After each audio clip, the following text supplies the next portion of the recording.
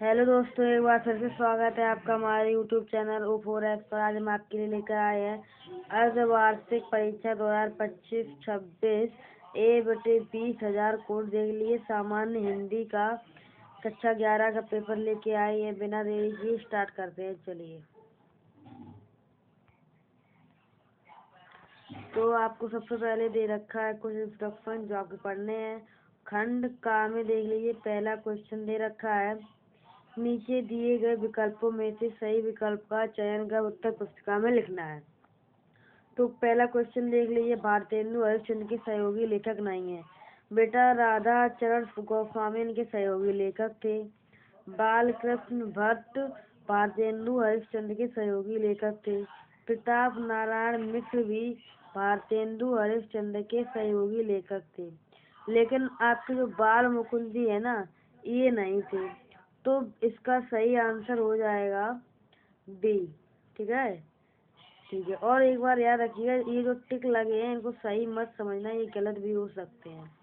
तो आप ये जल्दी जल्दी स्किप करके वीडियो देखो, तो इससे आपका ही लॉस होगा। ठीक है। सेकंड नंबर क्वेश्चन देख लो, हिंदी की बोलियों में से राष्ट्रभाषा बनी। राष्ट्रभाषा कौन सी बनी? वैसे तो अभी आप लोगों को पता है, को पूछा जाए राष्ट्रभाषा कौन सी है तो बोल देते हो हिंदी। लेकिन इसमें से ये पूछा गया, हिंदी भी तो बहुत तरीके की होती है। तो हिंदी में जो राष्ट्रभाषा बनी वो थी आपकी खड़ी बोली। चलिए, तीसरा क्वेश्चन दे रखा है, पंडित लल्लूलाल अध्यापक नियुक्त हुए। तो ये काशी हिंदू विश्वविद्यालय, ये देखिए ये टिक लगा यहाँ पे, जबकि ये आंसर बिल्कुल ही गलत है। ठीक है। चलिए, उस तो ये आपका गलत हो जाएगा। सेकंड नंबर पे दे रखा मेरठ कॉलेज, ये भी गलत हो जाएगा। और ये देखा रखा आपको लखनऊ विश्वविद्यालय, ये भी गलत है। सेकंड नंबर आंसर में दे रखा है फोर्ट विलियम कॉलेज, ये आपका सही होगा। चौथा क्वेश्चन दे रखा है, नाचिकेतो उपाख्यान के लेखक हैं। तो मुंशी सदाशिवलाल नहीं है, राम प्रसाद निरंजनी भी नहीं है, लल्लू लाल भी नहीं है। इसका सही आंसर हो जाएगा सदल मिश्र। उसके बाद सेकंड नंबर क्वेश्चन में दे रखा है, सही विकल्प चयन कर उत्तर पुस्तिका में लिखना है। ठीक है। तो पहला दे रखा है, सूर सागर की रचनाकार हैं। सूर सागर की रचनाकार तुलसीदास नहीं है, कबीरदास नहीं है, जायसी भी नहीं है। इसका सही आंसर हो जाएगा सूरदास ही। सेकंड नंबर क्वेश्चन दे रखा, अष्ट छाप के कवि नहीं है। ये नहीं वाले जो क्वेश्चन आते हैं उन पर विशेष ध्यान दीजिए। ये आपका जो नहीं वाला क्वेश्चन दे रखा है, अब आपको डाउट हो जाता है कि इसमें से आपसे पूछा जाए अष्ट छाप के कवि हैं, लेकिन आपको इसमें ध्यान से देखना होता है नहीं। अगर नहीं लिखा है तो पूरा आंसर आपका गलत हो जाएगा। ठीक है। तो ये आपको विशेष तौर पर देखना है। तो आप ये नहीं पर विशेष ध्यान दिया कीजिए। तो इसका आंसर कुंभनदास बिल्कुल भी नहीं है। ये पेन दिखाई नहीं दे रही, कलर चेंज कर ले, थोड़ा ब्लैक की कर ले। हाँ। और कृष्णदास भी इसका आंसर नहीं होगा, सूरदास भी नहीं होगा।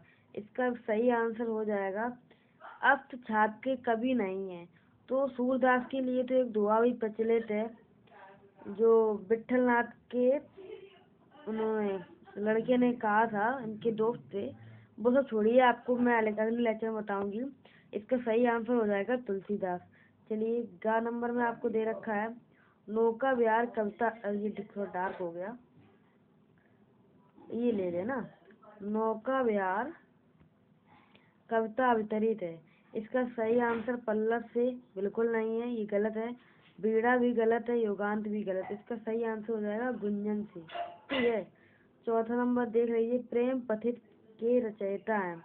तो बहुत से लोग कहते हैं महादेवी वर्मा, ये बिल्कुल गलत आंसर होता है। सुमित्रा नंदन पंत भी नहीं है, हरिश्चंद्र भी नहीं है। इसका सही आंसर हो जाएगा जयशंकर प्रसाद। थर्ड नंबर में आपको दे रखा है, एमसीक्यू ही दे रखे हैं। चलिए,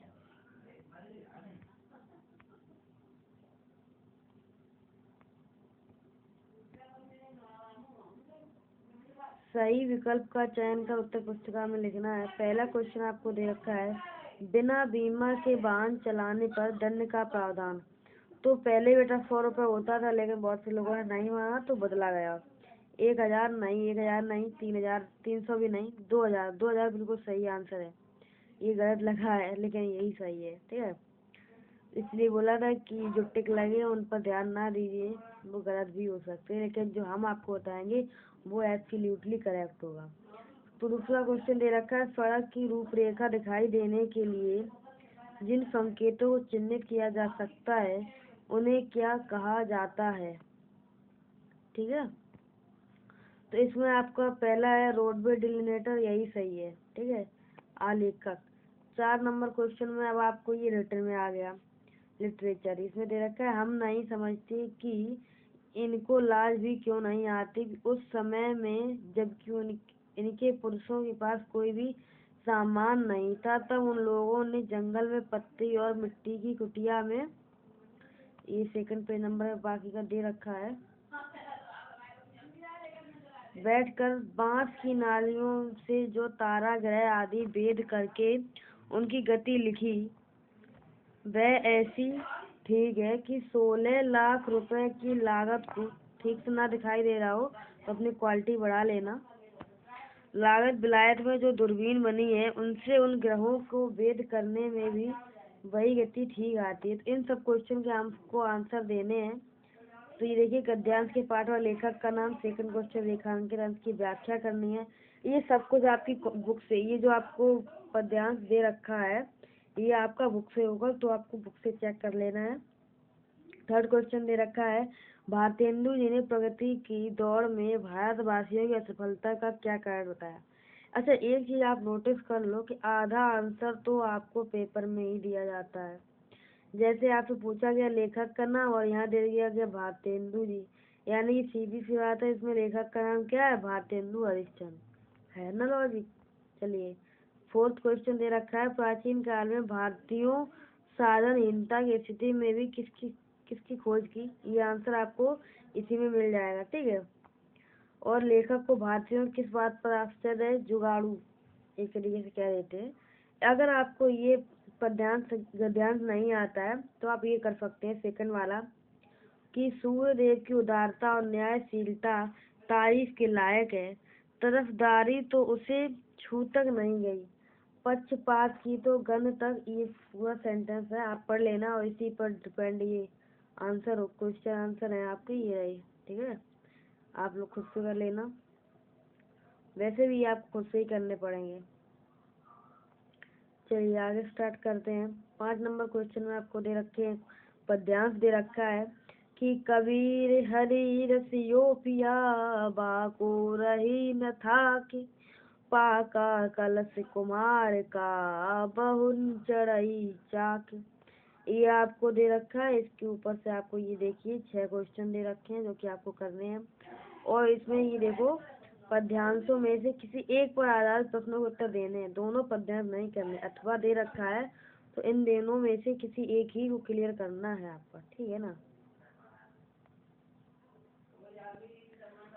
ओके, और उसके बाद आपको ये दे रखा है कि मेरो मन अनंत कहाँ सुख पावे, ये कुछ भी जो भी है आप पढ़ लेना।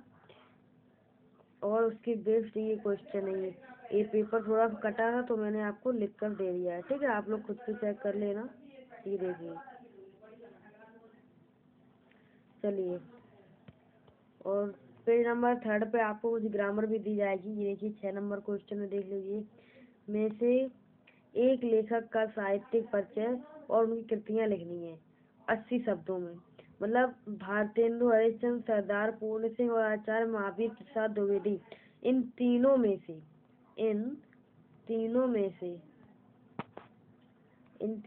से आपको किसी एक का ही लिखना है, ठीक है ना। चलो, सेकंड में दे रखा है, ये कवि दे रखे हैं, एक कवि का साहित्यिक परिचय देना है, तो कबीरदास, सूरदास, तुलसीदास, इनमें से किसी को भी आप दे सकते हैं। उसके बाद 7 नंबर में देखा, आकाश जी अथवा बलिदान कहानी की विशेषताएं बतानी है, ये भी आपकी बुक में होगा। अगर आपको ये नहीं आता तो आप इसका आंसर दे सकते हैं, बलिदान कहानी का प्रमुख पात्र गिरधारी का चरित्र चित्रण दे सकते हैं। उसके बाद 8 नंबर क्वेश्चन में दे रखा, स्वपठित नाटक के कथा सार पर प्रकाश डालिए। जो भी नाटक आपने पढ़ा उस पर आप प्रकाश डाल सकते हैं। या स्वपठित नाटक के नायक का चरित्र चित्र करना है। 9 नंबर क्वेश्चन में आपको संस्कृत से 2 गद्यांश दिए जाएंगे, उन दोनों को देख लेना। ये एक गद्यांश दे रखा है, ये दूसरा दे रखा है, दोनों में से किसी एक को ही करना है। उसका इसी के खामे आपको श्लोक दे रखे हैं, ये एक श्लोक रहा, ये दूसरा श्लोक रहा, इनमें से किसी एक को ही करना। दे रखा है विश्वानि देवा सवितुर्वरेतानि पराशुव यदि भद्रतन आशुव, ये दे रखा है। इसमें आप दूसरा दे रखा है उसे कर सकते हैं। 10 नंबर क्वेश्चन में दे रखा है निम्नलिखित मुहावरों और लोकोक्तियों में से किसी एक का अर्थ लिखते हुए उनका वाक्य में प्रयोग करना है। जैसे गड़े मुर्दे उखाड़ना। अब इसका मैं थोड़ा सा आपको शॉर्ट व्यू दे रही हूँ। गड़े मुर्दे उखाड़ना मतलब पुरानी बातें वापस से दोहराना। दूध की नदियाँ बहाना मतलब बहुत पैसा होना। चांद पर थूकना मतलब बहुत लंबी लंबी फेंकना। और छक्के छुड़ाना, इसमें से आपको किसी एक का ही करना है। ये 4 दे रखे हैं लेकिन करना एक का ही है, छक्के छुड़ाना। ठीक है, कोई भी कर सकते हैं। और 11वें नंबर क्वेश्चन में दे रखा है निम्नलिखित शब्दों के संधि विच्छेद सही विकल्प का चयन करना है। फ्रीज दे रखा है, फ्री ईस होगा। इन चारों में से किसी एक का आंसर सही होगा, वो आपको बताना है। सेकंड नंबर में दे रखा औषधीत का संधि विच्छेद। औषधि इति होगा, अति होगा, ये आपको खुद से करना है। उपेंद्र का चलो एक बता रही हूँ, उप प्लस इंद्र, ये हो जाएगा सही। ठीक है, तो यहीं पर आपका खत्म होता है। वीडियो देखने के लिए आपका बहुत बहुत धन्यवाद। Thank you.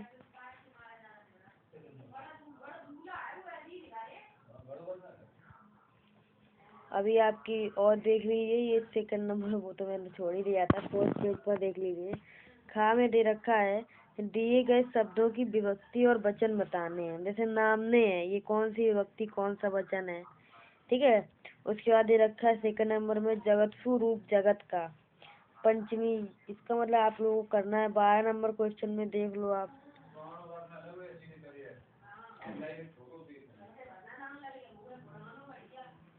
निम्नलिखित शब्द युग्मों का सही अर्थ बताना। जैसे भौरा और सखी, ये कोई मैच कर रहा है? नहीं कर रहा है। भौरा और कली, सखी और भौरा, कली और भौरा। तो इसमें से आपको जैसे अली आली, जैसे ये अली आली दे रखा है, वैसे ही आपको अली का मतलब क्या होता है, आली का मतलब क्या होता है, तो आपको ये बताना है। ठीक है, उसके बाद आपको दे रखा है सेकंड नंबर सुत और सूत। सूत माने पीछे वाले सूत माने होता है धागा, सूत माने होता है पुत्र, यानी कि पुत्र और डोरा। सॉरी, ये नहीं होगा, सुत और सूत, पुत्र और सारथी, ये हो जाएगा। और दे रखा अर्थ का सही अर्थ क्या है। फल, फल का गूदा होता है ना, जैसे हम लोग बोलते हैं ना काढ़ा बनाते हैं, अर्क बोलते हैं। जैसे फल होता है, उसके अंदर जो गूदा निकलता है उसी को अर्क बोलते हैं। मुद्रा मतलब पैसे होते हैं, इन रुपए को कह देते हैं। आकृति अंगूठी, रुपए मान लो आप। ठीक है, तीसरे में दे रखा वन में लगने वाली आग। वाक्यांशों के लिए एक शब्द का चयन करना है आपको। जैसे वन में लगने वाली आग, आपको दोनों एक साथ बताना हो तो आप क्या कहोगे? दावानल। ठीक है ना। हाँ, और आपको फिर दे रखा है जो लोगों में प्रिय हो।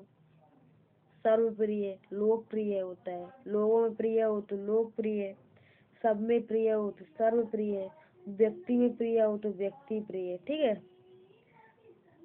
चलिए उसके बाद आपको दे रखा है चौथा नंबर, सही विकल्प का चयन करना। शुद्ध वाक्य क्या है? प्रिय प्रवास एक उच्च कोटि का काव्य है, यही सही होगा।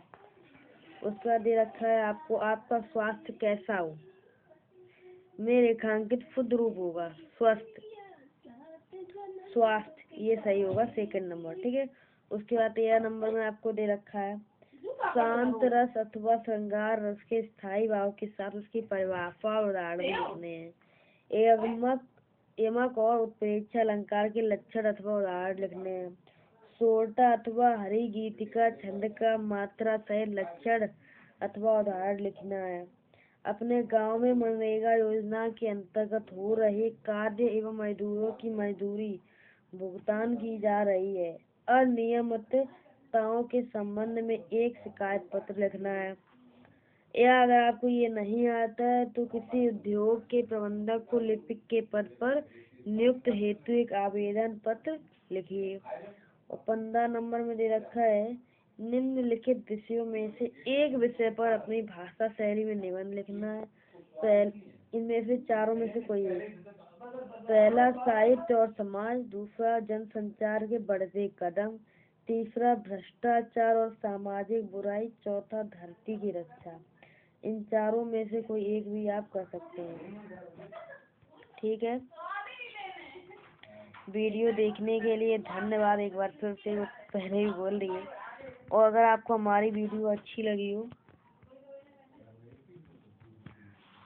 तो इसको लाइक करें और आपको हमारी सभी वीडियो की अपडेट्स जल्दी से जल्दी मिलती रहे, इसलिए चैनल को सब्सक्राइब करें। और अपने दोस्तों को भी पेपर सुधारने के लिए चैनल को वीडियो को शेयर करें, चैनल को सब्सक्राइब करें।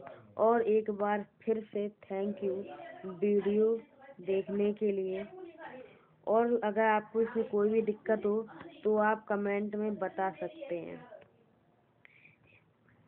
क्या होता है कि आप जब कमेंट में कोई बात बताते हैं तो हमें फीडबैक मिलता है, तो कमेंट जरूर किया कीजिए वीडियो आपको कैसे लगी।